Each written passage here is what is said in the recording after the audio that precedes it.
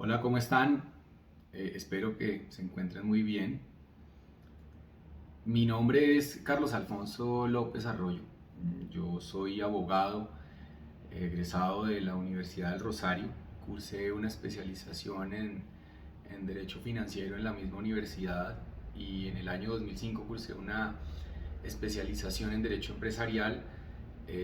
Soy máster en Derecho Empresarial de la Universidad de Barcelona. Eh, Me he desempeñado como abogado litigante y consultor privado de muchas compañías y de muchas personas durante estos 23 años de ejercicio profesional, sobre todo en temas de litigio, por supuesto, y en temas de derecho privado. Mi práctica privada se centra en asesorar a compañías y asesorar empresas, personas naturales también en temas que tienen que ver directamente con sus negocios, estructurando protocolos familiares, estructurando sesiones, estructurando decisiones, estructurando fusiones, compraventas de compañía, compraventas de algunas ramas de actividad o de algunos negocios específicos de compañías, y he sido consultor privado y pues manejado litigios a nivel judicial y a nivel arbitral a lo largo de mi carrera. eh, lo primero, sea lo primero, ofrecer a todos ustedes una disculpa por no poder acudir el día de hoy a la primera sesión. A la primera sesión que teníamos programada. No, lo siento mucho, pero algunos compromisos profesionales que había adquirido con anterioridad a aceptar este honroso encargo de la materia de derecho probatorio, pues me lo están impidiendo. No obstante, les estoy dejando esta sesión grabada porque el tema es muy extenso y no podemos perder tiempo. Espero poder estar con ustedes, como les digo, a partir de la próxima sesión. He recibido de manera muy gustosa la invitación recibida por parte de la Universidad Jorge Tadeo Lozano para encargarme de la docencia en materia de derecho probatorio.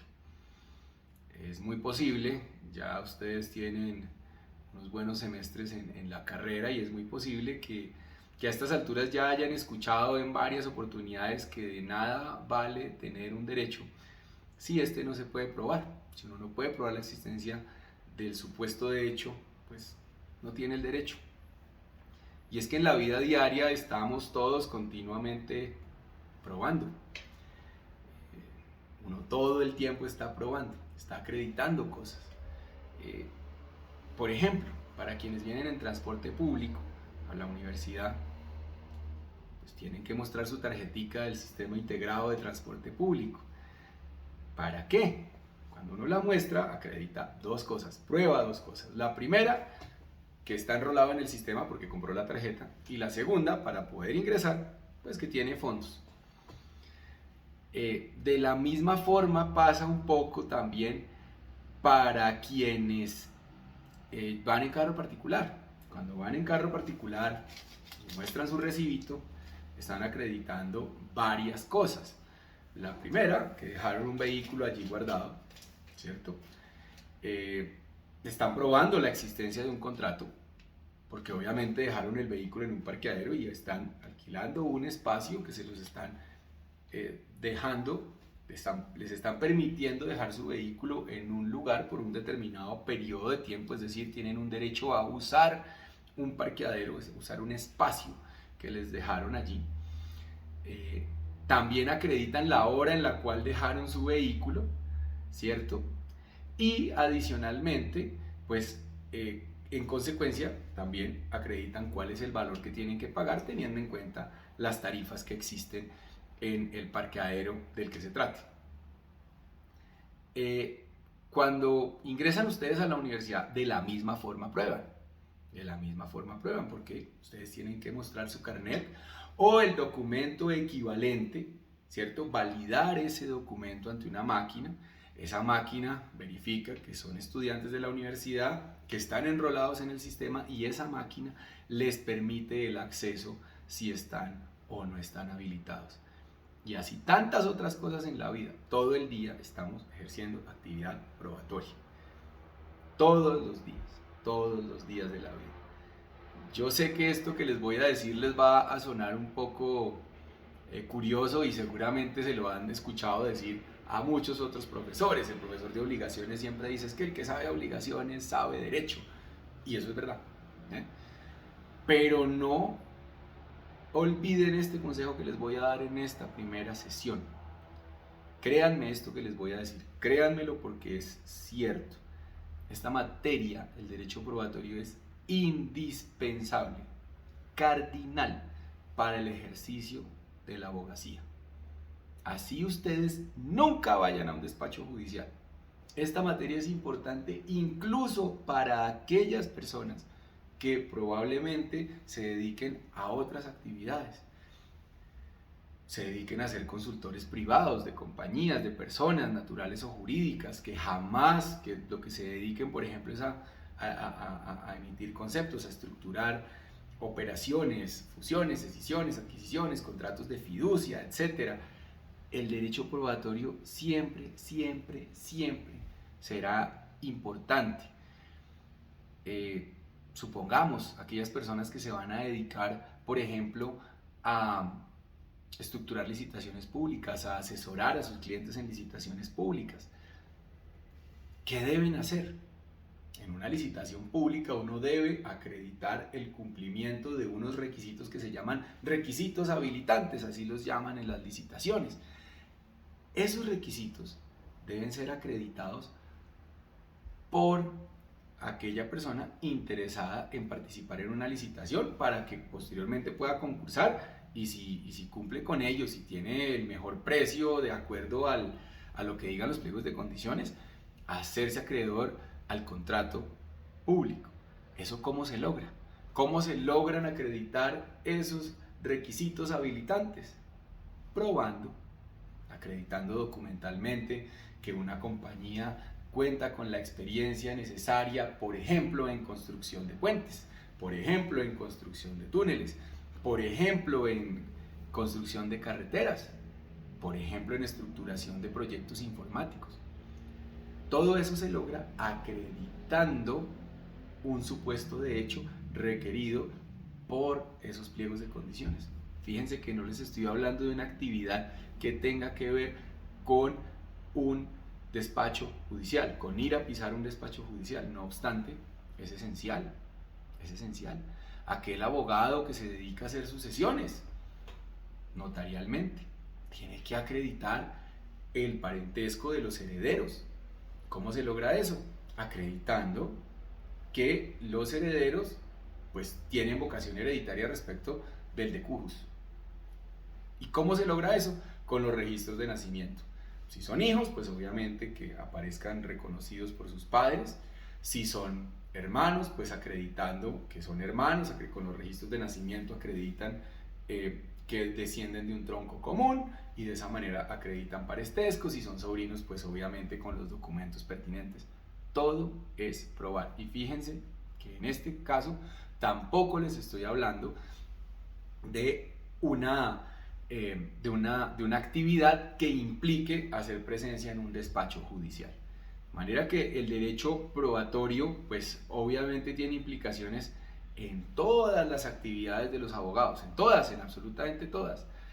Y es muy importante que lo sepamos analizar y que lo tengamos muy en cuenta.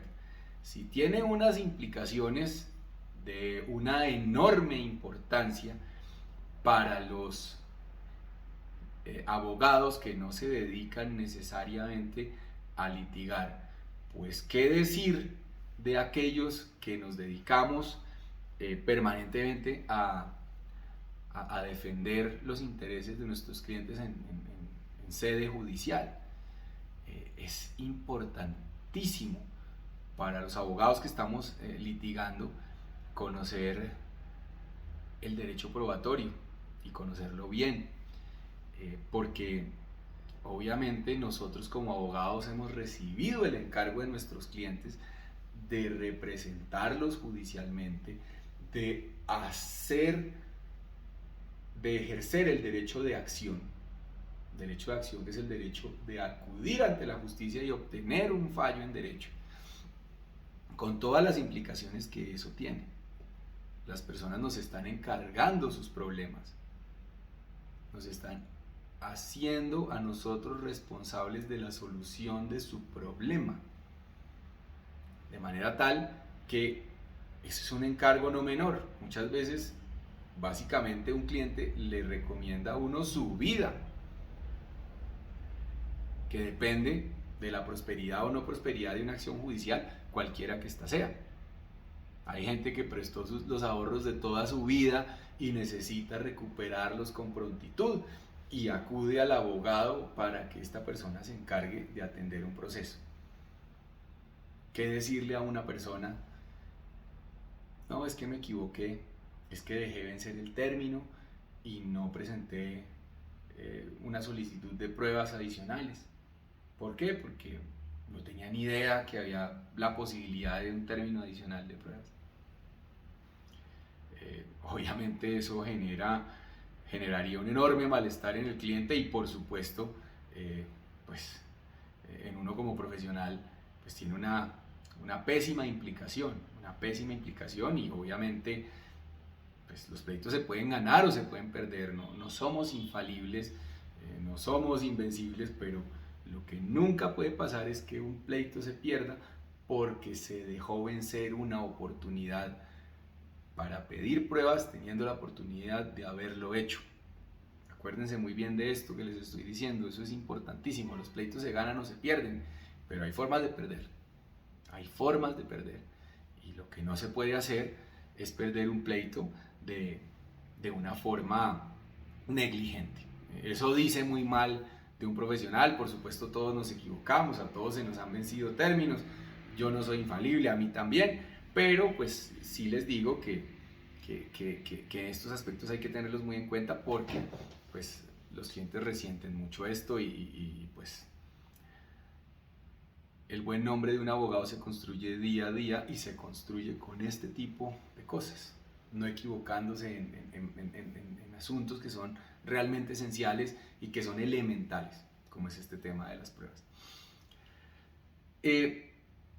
Por eso es que les digo yo que entender cuáles son las oportunidades probatorias, cuál es la forma en que se debe practicar una prueba, qué se puede pedir, qué no se puede pedir, cómo objetar un interrogatorio, cómo hacer valer documentos, cómo presentar una prueba pericial y tantos otros aspectos pueden hacer la diferencia clarísima entre que un derecho sea reconocido por un juez o no lo sea. Y esto, en términos prácticos, es perder o ganar un pleito. Tómenme esto que les voy a decir con la mejor disposición. No siempre se trata de tener razón. Se trata de poder probar. Y esto pasa todos los días. Hay ocasiones en las que uno tiene razón y uno lucha por una causa justa, pero no tiene las pruebas necesarias para acreditar ese supuesto de hecho.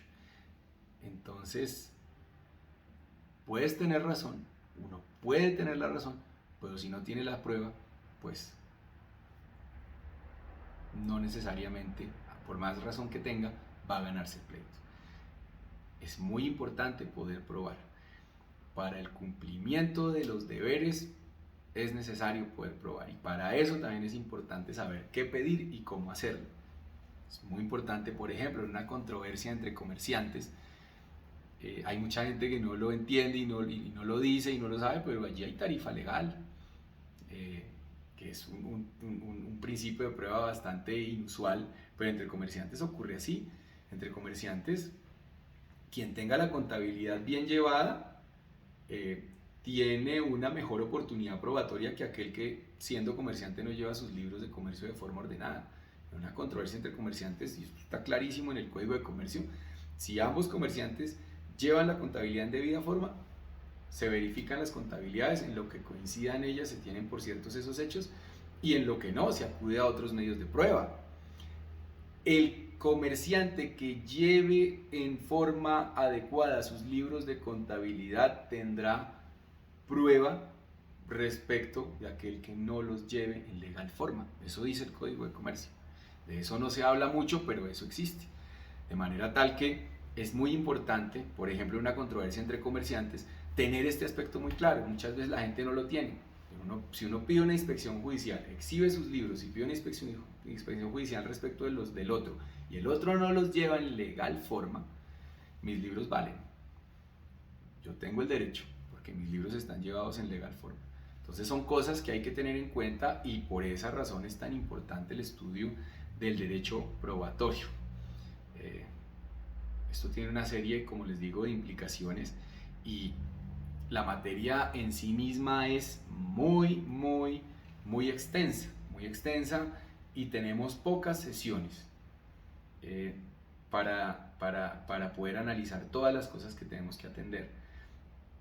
Por esa razón y hecha esta breve introducción, les propongo y les digo que vamos a iniciar inmediatamente. Hay otros temas en la asignatura relativos a la forma de calificación y algunas otras cosas que por supuesto las vamos a hablar, pero las vamos a hablar personalmente. No considero que un medio virtual y dejar grabada una sesión de esta materia pues sea el escenario oportuno para informarles cómo se va a calificar la materia. No creo que sea así, es muy importante que nos conozcamos personalmente y obviamente allí les contaré qué estimo yo sobre el particular y veremos de qué forma se va a calificar la asignatura. Eso lo haremos en la próxima sesión. Hay una serie de textos, de libros, de consulta que les pueden ser muy útiles, que pueden servirles de guía para el estudio de esta materia. Hay en Colombia libros bastante buenos de profesionales que llevan su vida entera dedicados al estudio del derecho procesal en general y del tema de pruebas en particular.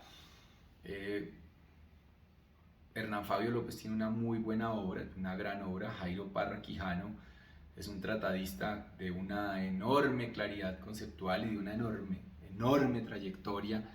De los más recientes, de los tratadistas colombianos más recientes, tenemos a Nathan Nisimblad, que es un magistrado del Tribunal de Antioquia que ha desarrollado, es un muy buen juez. Yo he tenido la oportunidad de litigar con él, es un excelente juez.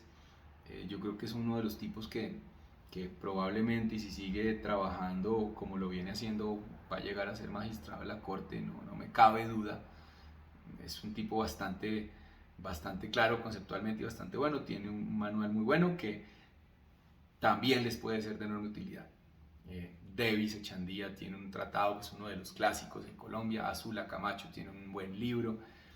Todos estos libros les pueden ser de utilidad al momento del estudio de esta materia y por supuesto las orientaciones que yo como catedrático les pueda dar, unidas pues a algunos consejos de tipo práctico que por supuesto les voy a dar en la oportunidad pertinente. Yo creo que por supuesto es muy importante el estudio teórico, el estudio de las normas, de los principios, del procedimiento, de lo que la doctrina dice, de lo que ha dicho la jurisprudencia respecto a los diferentes medios de prueba que vamos a tener la oportunidad de analizar, pero también es muy importante la práctica judicial, la doctrina de baranda, como se le dice en el argot popular, porque obviamente la forma de practicar las pruebas depende mucho de los jueces. Hay que empezar a mirar,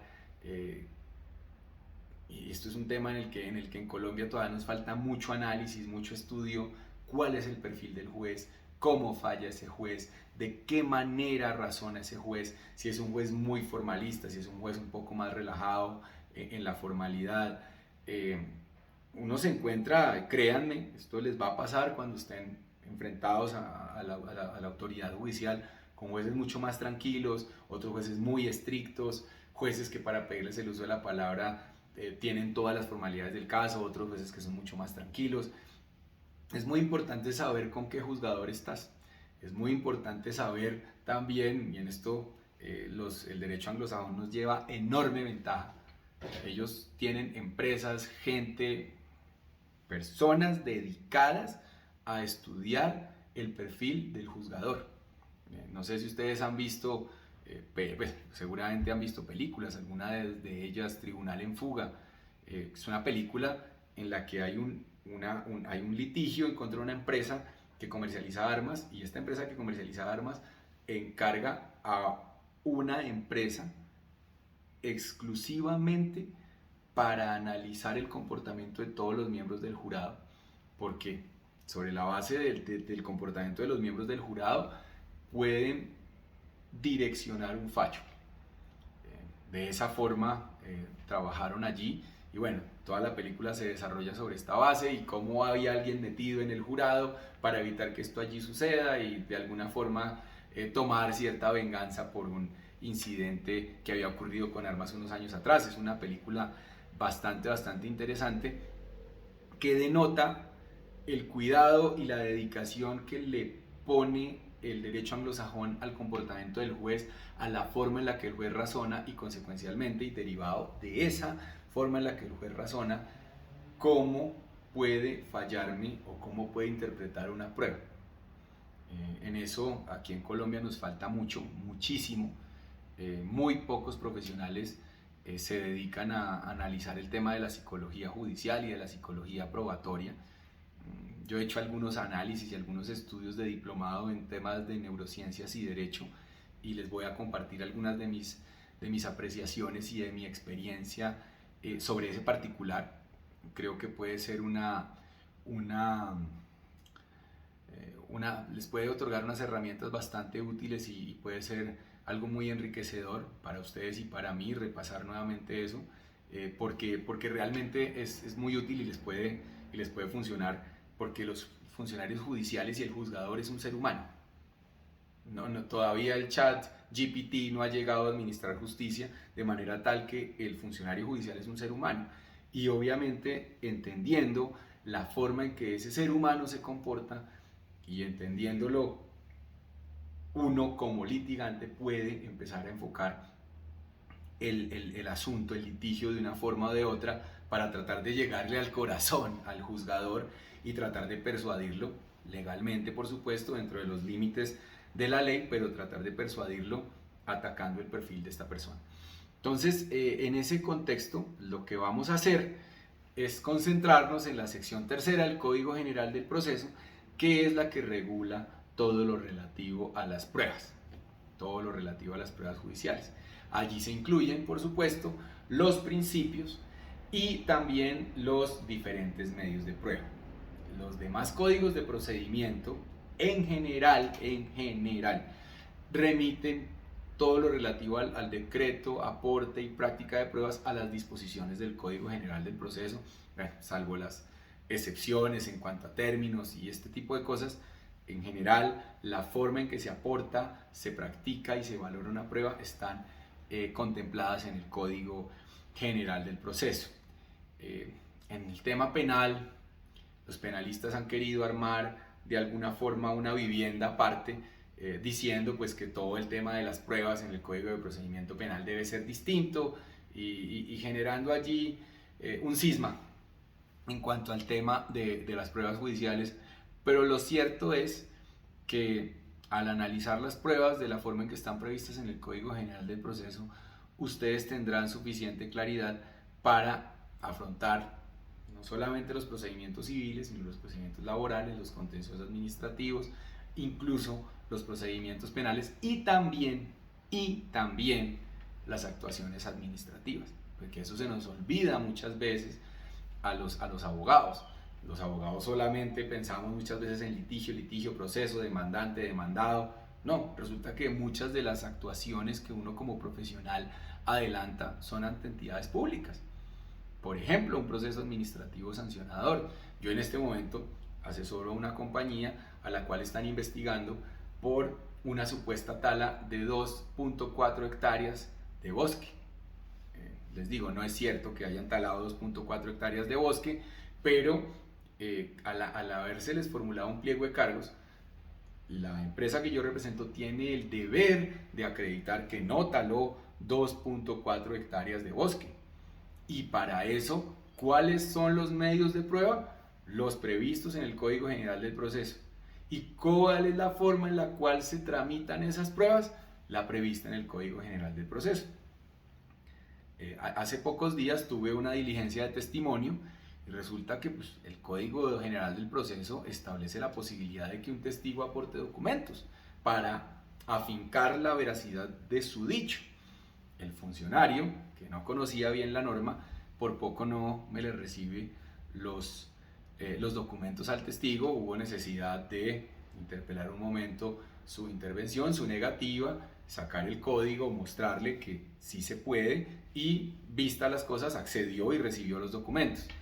Pero les quiero significar esto porque las actuaciones judiciales, por supuesto, envuelven el Código General del Proceso y todo el tema de pruebas, pero también así las actuaciones administrativas. De manera tal que hay que tener eso en cuenta porque y no se puede echar en saco roto, y es algo que les sugiero nunca olvidar. Bueno, en el desarrollo de las clases, como les comenté, vamos a hacer un análisis teórico y unido pues también a algunos aspectos prácticos derivados de mi experiencia profesional. Voy a compartirles algunos de mis apreciaciones, de mis experiencias en el litigio, de aquellos aspectos en los cuales he tenido éxito, de mis rotundos fracasos también, porque los he tenido, de errores que he cometido para que ustedes no los vayan a cometer y bueno, tantísimas cosas. Sean todos muy bienvenidos. Sean todos muy bienvenidos. He tenido algunas otras experiencias docentes pequeñas. Esta es mi primera experiencia docente ya a nivel de pregrado. En temas de posgrado ya he tenido algunas experiencias. En España tuve alguna experiencia, pero es mi primera experiencia como profesor de una materia en pregrado. Sean muy bienvenidos. Yo tengo la esperanza y la convicción de que al final del curso esto les va a resultar muy útil y muy provechoso a todos. Los consejos y las enseñanzas que yo pueda darles, sabiendo además que este es un proceso de aprendizaje continuo y que es de aquí para allá, pero también es de allá para acá. Yo tengo mucho también que aprender de ustedes y tengo mucho que estudiar de las preguntas buenas que me hagan ustedes. Me van a hacer pensar, seguramente me van a hacer dudar y seguramente me van a hacer estudiar para poder darles una adecuada respuesta a sus inquietudes. Dicen por ahí que las más grandes mentes no son aquellas que tienen las mejores respuestas, sino aquellas que hacen las mejores preguntas. De manera que siempre las preguntas serán bienvenidas y trataré de resolverlas de la mejor manera, dándoles por supuesto las indicaciones que en mi concepto corresponden. Arranquemos ya con el tema en sí del derecho probatorio dentro del derecho procesal. ¿Dónde se ubica el derecho probatorio? El Código General del Proceso tiene una sección completa, que es la sección tercera del Código General del Proceso, que es la que hace referencia al régimen probatorio. En esa sección, el Código General del Proceso regula todo, absolutamente todo lo que tiene que ver con la solicitud, el decreto, la práctica y la aportación de los medios de prueba que se encuentran allí relacionados. El derecho probatorio, consecuencialmente, y desde una perspectiva eminentemente técnica, hace parte de las normas de procedimiento de los diferentes derechos procesales. No obstante lo cual, como ya les enuncié, muchas de las normas de procedimiento administrativo, de procedimiento laboral, refieren a las normas del Código General del Proceso, remiten a las normas del Código General del Proceso, y en el caso del Código de Procedimiento Penal, en algunos casos regulan específicamente los medios de prueba, pero en otros remiten a las normas del Código General del Proceso de manera subsidiaria. Consecuencialmente, para ubicar el derecho probatorio, tenemos que el derecho probatorio se ubica dentro del derecho procesal. Hay personas, como yo les dije, hay personas que estiman como yo, que el derecho probatorio tiene una enorme importancia, y no solamente en lo procesal, que trasciende aspectos incluso sustanciales. No obstante eso, debe tenerse en cuenta que forma parte de las normas de procedimiento, allí se ubica. Para poderlo consultar tenemos que ir a mirar las normas de procedimiento. ¿Cuál es la importancia del derecho probatorio? ¿Cuál es la importancia de estudiar pruebas? Como ya les enuncié, no tiene solamente importancia a nivel procesal, tiene una relevancia enorme que trasciende no solamente el procedimiento, abarca todas las ramas del derecho. De nada sirve ser el titular, vuelvo y les repito, de un derecho. De nada sirve ser titular de una posición determinada en una relación jurídica si cuando ésta es desconocida por alguna persona no hay cómo probarla ante quien lo requiera, tratándose de actuaciones públicas o privadas. De nada sirve ser hijo de una determinada persona y tener la íntima convicción de que se es un hijo de una determinada persona si al momento de acreditar tal calidad no se tiene el instrumento idóneo que permita acreditar esa circunstancia. Como les dije, también al comienzo de esta charla, hace unos instantes, buena parte de la actividad del hombre en su día a día es probar. Probar. El ejemplo de la tarjeta de acceso es un ejemplo de que todo el tiempo estamos probando, todo el tiempo estamos ejerciendo actividad probatoria. Y obviamente en la vida, por esa misma razón, la actividad probatoria es esencial. La gran mayoría de las decisiones judiciales deben estar soportadas en medios de prueba. Y aquí empezamos a revisar el Código de Procedimiento, el Código General del Proceso. ¿Qué dice? En su artículo 164, toda decisión judicial debe fundarse en las pruebas regular y oportunamente allegadas al proceso. Las pruebas obtenidas con violación del debido proceso son nulas de pleno derecho. Toda decisión judicial debe fundarse en pruebas regular y oportunamente allegadas al proceso. Aquí hay que hacer una precisión.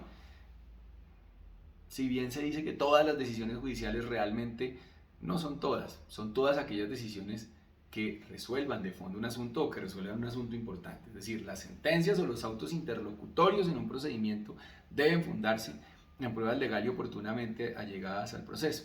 Un auto de trámite para que se requiera a una persona para que comparezca no necesariamente tiene que ser con fundamento de una prueba. Pero los autos interlocutorios y por supuesto las sentencias tienen que basarse en una prueba legal y oportunamente aportada al proceso. En el derecho probatorio hay una serie de conceptos que son básicos, hay una serie de conceptos básicos que deben ser tenidos en cuenta y de los cuales pues, se desprende toda la actividad probatoria. ¿Qué es probar? ¿Qué es probar? Probar es acreditar la certeza del hecho, del supuesto de hecho previsto en una norma jurídica. Eso es probar. El diccionario de la Real Academia de la Lengua dice que es hacer presente la verdad de una cosa con razones, instrumentos o testigos. Eso es lo que dice el diccionario de la Real Academia de la Lengua respecto a lo que es probar. Esa es la actividad, ese es el verbo. Probar significa acreditar la certeza del hecho previsto en una norma jurídica. Eso es probar. Para probar que existen, venimos a la actividad probatoria es, por supuesto, el hecho de probar, pero para probar, ¿cómo se prueba? Y ahí viene otro concepto muy importante que es el de los medios de prueba. Los medios de prueba son los instrumentos jurídicos previstos en la ley que sirven para demostrar los supuestos de hecho previstos en una norma jurídica. La descripción del artículo 165 del Código General del Proceso no es taxativa, pero es bien difícil de encontrar otros medios de prueba diferentes a los que están previstos en esta codificación. Esa norma dice lo siguiente: son medios de prueba la declaración de parte, la confesión, el juramento, el testimonio de terceros, el dictamen pericial, la inspección judicial, los documentos, los indicios, los informes y cualesquiera otros medios que sean útiles para la formación del convencimiento del juez. Como les digo, si bien esa no es una clasificación de tipo taxativo, porque por eso mismo dice que cualquier otro que sea útil para la formación del convencimiento del juez, es difícil encontrar algún otro medio de prueba diferente a los que están allí previstos. En temas de comercio electrónico existe la equivalencia funcional entre un documento y un documento electrónico, de manera que todo esto que se aporte son documentos. Y en general es complicado, puede que surjan otros diferentes a los que están allí, pero en realidad pues es verdad sabida que los medios de prueba que existen allí son suficientemente amplios para buscar el convencimiento de una autoridad judicial. Allí viene un tercer concepto, que es la solicitud de prueba. ¿Qué es la solicitud de prueba? La solicitud de prueba es la petición que se realiza a un funcionario judicial, o como ya les dije, administrativo también, para que éste disponga la práctica de una prueba o admita la aportación de un determinado medio de prueba. Los códigos de procedimiento, y en esto hay que tener mucho cuidado, tienen clarísimamente previstas las oportunidades para pedir pruebas y para solicitar su práctica, lo cual es una garantía al debido proceso. ¿Por qué? Porque no se puede, un proceso, como ustedes ya han tenido oportunidad de ver, es una serie de pasos ordenados y sucesivos que tienen como objetivo obtener una sentencia judicial, de manera tal que las oportunidades para pedir las pruebas y para practicarlas deben obedecer a ese conjunto de pasos ordenados y sucesivos. No se puede estar pidiendo pruebas al comienzo, al principio y justo antes de proferir sentencia, entre otras cosas porque se le abriría la posibilidad a la contraparte para que haga lo mismo, y entonces un procedimiento se puede volver una cosa de nunca acabar a punta de que una parte pide y la otra también pide pruebas. De manera que con el objeto de dar celeridad a la justicia se dan unas oportunidades claramente previstas en los códigos que deben ser respetadas, y a partir de allí pues aportar los medios de prueba en esas específicas oportunidades. Es muy importante que ustedes tengan muy en cuenta eso. ¿Por qué? Porque no pueden dejar vencer esas oportunidades para poder aportar la totalidad de las pruebas que ustedes pretendan hacer valer en un proceso, cualquiera el que sea. Entonces es importante que tengan eso muy en cuenta. ¿Qué es el decreto de prueba? El decreto de prueba es un acto posterior a la solicitud de prueba, que es una decisión judicial o administrativa. También se los decía porque el decreto de la prueba lo puede hacer un juez, pero también lo puede hacer un funcionario administrativo, dependiendo de si estamos en un procedimiento de este tipo, donde se ordena la práctica de una prueba o donde se admite la aportación de una prueba que se realizó por considerarse conducente, pertinente y útil. ¿Qué es conducencia, qué es pertinencia y qué es utilidad? Eso lo vamos a ver en la próxima clase, con mucha más calma. ¿Qué es la práctica de la prueba? La práctica de la prueba es una actividad judicial que generalmente está a cargo del juez, pero que por excepción pueden realizar las partes de mutuo acuerdo. El Código General del Proceso ya tiene previstas algunas oportunidades en las que las partes, si están de mutuo acuerdo, pueden practicar entre ellas pruebas y aportárselas al juez, siempre y cuando lleguen antes de sentencia para que puedan ser valoradas por él. Si las partes están de acuerdo y ellas de mutuo acuerdo practican sus testimonios, practican pruebas, se hacen exhibiciones de documentos y esas pruebas se entregan ante el juez, esas pruebas tienen plena validez según nuestra ley. Entonces, la actividad judicial de la práctica de la prueba, como les venía diciendo, es una actividad que generalmente está a cargo del juez, que puede ser realizada también por las partes de mutuo acuerdo, en la que se materializa una prueba inexistente hasta ese momento, pero que ya existe a la luz del proceso después de practicar. Por ejemplo, la práctica de un testimonio. Yo solicito que se decrete el testimonio de una persona a la que le constan ciertos hechos. Hasta el momento en el cual ese testigo no comparece, la prueba no ha sido practicada.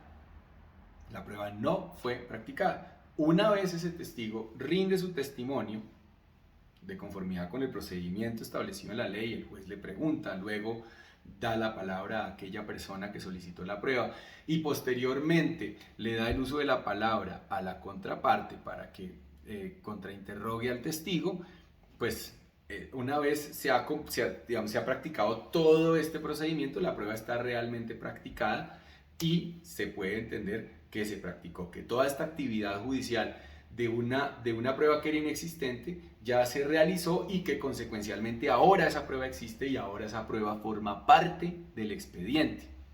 Lo mismo pasa cuando se practica una inspección judicial.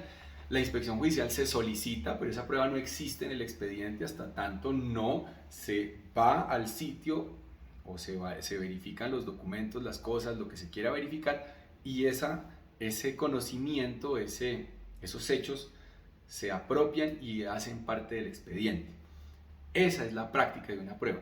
¿Qué es la aportación de una prueba? Eso es un poquito distinto, porque la aportación de la prueba hay quienes dicen que es únicamente respecto de los documentos, que lo único que se puede aportar en un expediente, en un proceso, son documentos. Yo realmente tengo una visión particular sobre ese tema y ya les voy a explicar con cuidado de qué se trata. Hay quienes, como les digo, hay quienes dicen que se trata solamente de la aportación documental, que es, digamos, es aquella que se hace respecto de cosas que existen de antemano, que existen previamente, pero que son aportadas al proceso y que solamente tienen validez cuando el juez autoriza su incorporación, cuando el juez mediante una providencia dice ténganse en cuenta con el alcance previsto en las normas de procedimiento los documentos aportados por una de las partes, en las oportunidades, como les dije, procesalmente previstas. En el procedimiento actual, y aquí voy a explicarles lo que les decía en algún momento, que yo tengo una visión especial sobre ese particular, hay una solución mixta en la práctica de algunos medios de prueba. Tal es el caso del dictamen pericial. El dictamen pericial antes debía ser practicado por un auxiliar de la justicia que lo designaba el juez. Ahora no. Ahora el dictamen pericial debe ser realizado por un perito y digamos, salvo que se trate de una prueba de oficio, el perito es conseguido por la parte interesada en probar un supuesto de hecho, cualquiera que este sea. Esa práctica de esa prueba se hace de manera previa al inicio del proceso o también derivada de una solicitud de un plazo dirigido al juez dentro del traslado de la demanda. Si se trata de un traslado de una demanda, uno debe aportar esa pericia en el término del traslado de la demanda o en su defecto solicitar un plazo adicional si requiere alguna otra prueba que no esté en poder de uno, sino que está en poder de la contraparte. Entonces, allí, ¿qué pasa? La prueba se aporta por parte de quien la quiere hacer valer, pero esa prueba, para que pueda incorporarse al expediente debidamente, debe ser objeto de contradicción. Y esa contradicción se da ¿cómo? Cuando a uno le corre el traslado de esa prueba para efectos de ejercer el derecho de contradicción, bien sea contrainterrogando al perito, bien sea presentando un dictamen de contradicción, un dictamen de otro experto que diga que las conclusiones a las que llegó el experto de la contraparte están equivocadas. Entonces fíjense que aquí la aportación está en un momento determinado, pero la contradicción y la práctica real de la prueba es en un momento distinto, de manera tal que respecto al tema de la aportación, digamos, no hay una solución estricta en mi concepto, y lo que está pasando es que aquí hay una solución mixta y hay una situación mixta en la que un dictamen se aporta, pero la contradicción y la práctica para que esa prueba se pueda incorporar al expediente de una forma absolutamente debida se da después del ejercicio del derecho de contradicción. Vistos estos conceptos, vamos a analizar ahora cuáles son los principios del derecho probatorio. Al respecto de los principios del derecho probatorio se ha presentado una discusión doctrinaria de hace muchos años entre aquellos que dicen que son principios, que el derecho probatorio tiene unos principios, y de otros autores que lo que han dicho es que de lo que se trata en este caso no es de principios sino de reglas técnicas. Hernán Fabio López, por ejemplo, en su libro él dice que no son principios, que el derecho probatorio no tiene principios, que los derechos que tiene principios es el derecho procesal, y que al ser el derecho probatorio un apéndice del derecho procesal no se trata de principios y no tiene principios, sino que tiene una serie de reglas técnicas.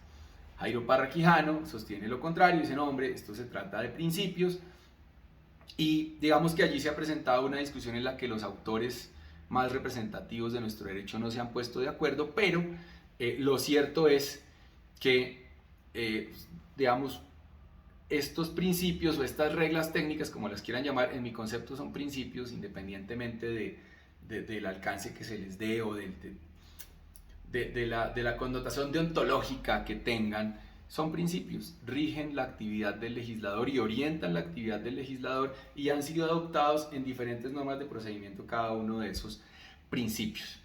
En lo que coinciden los autores, como les decía, es que esos principios se aplican de forma preponderante a algunas normas de procedimiento y otras no, es decir, en algunos casos se adoptan por unas normas y hay otras normas en las que se les da prevalencia a unos principios sobre otros, pero en general los principios allí se encuentran en las normas de procedimiento.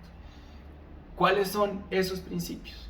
¿Cuáles son esos principios? El primer principio del derecho probatorio o regla técnica, como ustedes lo quieran llamar, es el de contradicción.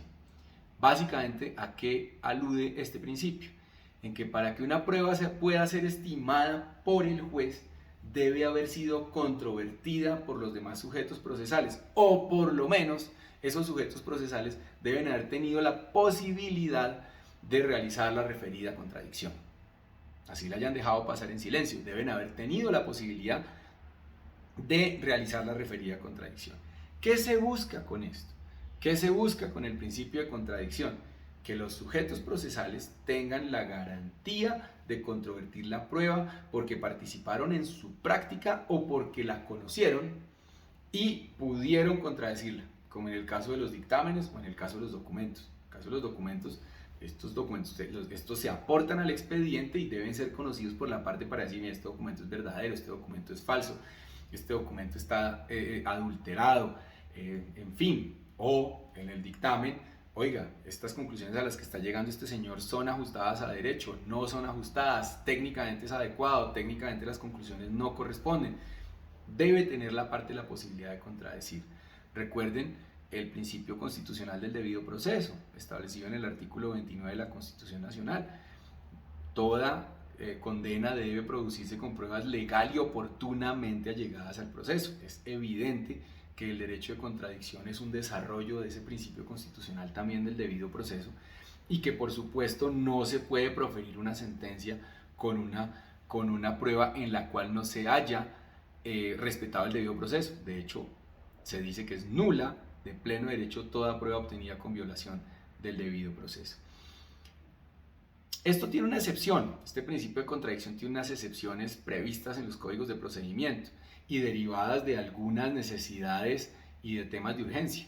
Es lo que ocurre, por ejemplo, en el caso en el cual el juez toma decisiones con fundamento en pruebas sumarias, tal cual como ocurre en los casos en los que hay una diligencia de entrega y el tercero poseedor se opone a esa entrega cuando llega una acción de pertenencia, por ejemplo, o una acción digamos, en la cual, o una restitución de tenencia de un inmueble arrendado, por decir cualquier cosa, en la cual hay un tercero poseedor que vive allí y llega toda la diligencia judicial a pedir la restitución del inmueble y resulta que una persona que es poseedor desde hace muchos años dice: no señor, yo soy poseedor aquí hace X años y no voy a entregar ningún inmueble porque yo soy el poseedor. En ese caso, el tercero poseedor tiene derecho a oponerse a esa entrega y debe acreditar la posesión. Simplemente con su manifestación de que es poseedor, el juez o el funcionario encargado de la diligencia puede suspender la diligencia. Con esa prueba sumaria se suspende esa diligencia, pero en un trámite subsiguiente se puede variar esa decisión que inicialmente se tomó. Es decir, el poseedor dice: mire, yo soy poseedor y me opongo a esta entrega, pero el juez con posterioridad debe programar una diligencia judicial para discutir la prosperidad o no prosperidad de esa oposición y con posterioridad podrá revocar esa decisión que inicialmente tomó con fundamento en una prueba que no había sido objeto del principio de contradicción. Ese es el primer principio. El segundo principio es el principio de la carga de la prueba. El principio de la carga de la prueba está consagrado en el artículo 167 del Código General del Proceso y básicamente a lo que alude es que son los sujetos procesales quienes deben acreditar los supuestos de hecho que fundamentan sus pretensiones o sus excepciones. Este principio, como les dije, está en el artículo 167 del Código General del Proceso y dice esta norma en lo pertinente lo siguiente: incumbe a las partes probar el supuesto de hecho de las normas que consagran el efecto jurídico que ellas persiguen. Esto tiene una excepción, que es la carga de la prueba se invierte y se genera una inversión de la carga de la prueba en virtud de las cargas probatorias dinámicas. Eso es un concepto que se llama las cargas probatorias dinámicas y está contemplado en esta norma, que dice lo siguiente: no obstante, en su segundo inciso, según las particularidades del caso, el juez podrá, de oficio o a petición de parte, distribuir la carga al decretar las pruebas durante su práctica o en cualquier momento del proceso antes de fallar, exigiendo probar determinado hecho a la parte que se encuentre en una situación más favorable para aportar las evidencias o esclarecer los hechos controvertidos. Esto es toda una novedad en temas de procedimiento, porque lo tradicional ha sido que la carga de la prueba corresponde a aquel que quiere acreditar el supuesto de hecho con fundamento en el cual afinca sus pretensiones o sus excepciones. Pero resulta que en ciertas ocasiones, como excepción al principio de la carga de la prueba, debe probar quien está en mejor posición de hacerlo.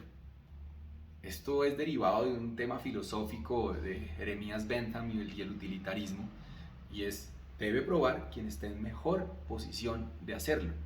Entonces, si yo no tengo cómo probar un determinado hecho, se lo puedo hacer ver al señor juez, y el juez, si tiene buen juicio, o yo solicité la prueba debidamente, debería hacer que pruebe quien está en mejor posición de probar. Por ejemplo, hace unos meses me ocurrió a mí que estábamos en una discusión en una sucesión porque los herederos a quienes yo representaba no estaban conformes con que sus coherederos, que estaban representados por otra persona, por otro abogado, no les rindieran cuentas de qué había pasado. La rendición de cuentas en ese tipo de procedimientos no ha lugar, porque debe tramitarse dentro de la sucesión, no como un procedimiento de rendición de cuentas, sino se tiene que tramitar dentro de la sucesión como un incidente. Y resulta que pues, nosotros no teníamos cómo probar cuánto dinero se recibía por concepto de arrendamientos, ni cuánto dinero se gastaban en la administración de ese inmueble, porque quienes recibían todo el dinero y quienes se encargaban de la administración de ese bien, pues era la contraparte, nosotros no. Entonces, ¿qué hubo necesidad de hacer? Justamente, artículo 167 del Código General del Proceso: señor juez, por favor, nosotros bajo juramento, artículo 206 del Código General del Proceso, afirmamos que este inmueble produce estos réditos mensuales. Por favor, no tengo cómo demostrarlo aparte de jurarlo.